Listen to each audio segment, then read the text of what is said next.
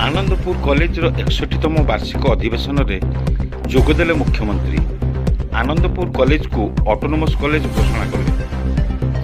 आनंदपुर कॉलेजर 61तम वार्षिक अधिवेशन में जोगदे आनंदपुर कॉलेज को ऑटोनोमस घोषणा करिसेंती मुख्यमंत्री मोहन चरण माझी।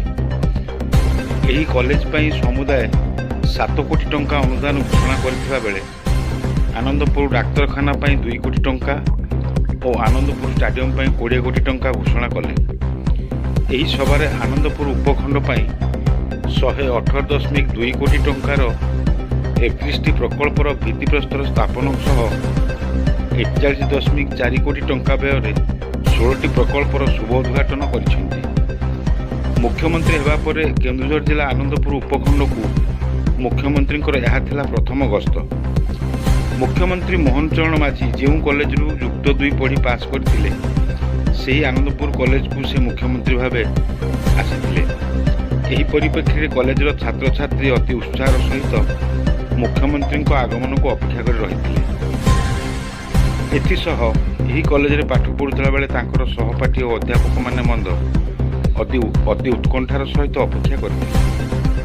आनंदपुर स्टाडियम पड़ियारे हेलिकप्टर अवतरण करने पर एक विराट शोभायात्रा आनंदपुर कॉलेज को निया। मुख्यमंत्री उच्च शिक्षा मंत्री सूरज सूर्यवंशी, आनंदपुर विधायक, शिवपुरा विधायक और केन्दुझर सांसद उपस्थित थे। आनंदपुर कॉलेज को ऑटोनोमस कॉलेज करने सहित कॉलेजर सर्वांगीन उन्नति 7 कोटी टंका अनुदान घोषणा करते मुख्यमंत्री। आगामी दिन में आनंदपुर उपखंडर सर्वांगीन उन्नति दिगरे मुख्यमंत्री ध्यान देवे और जहाँ दरकार पड़ो से सरकार सबु प्रकार पदक्षेप नेबे बोली मुख्यमंत्री निज वक्तव्य प्रकाश करथिले। आनंदपुर महाविद्यालय वार्षिक उत्सव रे जोग देवा अतिथि हिसाब रे मुख्य अतिथि हिसाब रे एवं मुख्यमंत्री हिसाब रे आज बहुत मो आनंदित एवं खुशी व्यक्त करुच्ची। आज मते जोड़ी छात्र थे आज मुझे मुख्य अतिथि हिसाब रे मुख्यमंत्री हिसाब रे आसी कॉलेज रे मो पाठ पढ़ी 3 वर्ष। ये कॉलेज रो सर्वांगीन विकास आवश्यकता अच्छी। भित्तिभूमि बहुत कम अच्छी। एठिकार आनंदपुरवासी एवं छात्र माने ये कॉलेज को किभली भाव में एक ऑटोनोमस मान्यता मिल सरकारी कॉलेज हिसाब से ऑटोनोमस हिसाब से मान्यता मिलवा सहित एठी भित्तिभूमि को सुदृढ़ करने दाबी कर। निश्चित भाव में ये कॉलेज को आगामी दिन में ओडिशा रे गोटे बृहत कॉलेज बड़ कॉलेज स्टैंडर्ड को नापी मु एवं आम सरकार निश्चित भाव में आम काम करूँ।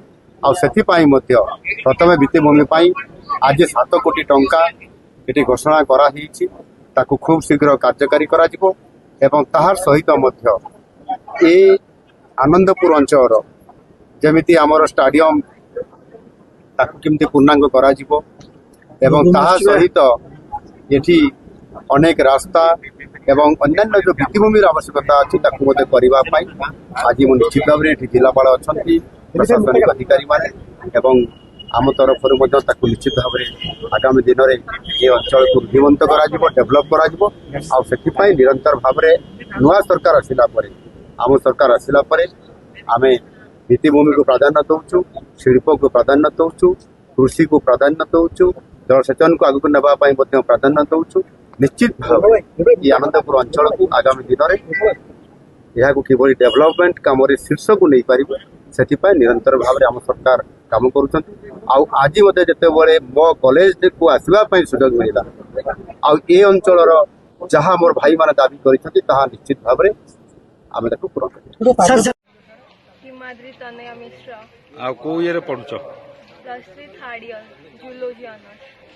आज कॉलेज एनुअल फंक्शन राज्यर मुख्यमंत्री जी की कॉलेज पुराना छात्र आज आते खुशी और कौन केमती अनुभव हो तुमको?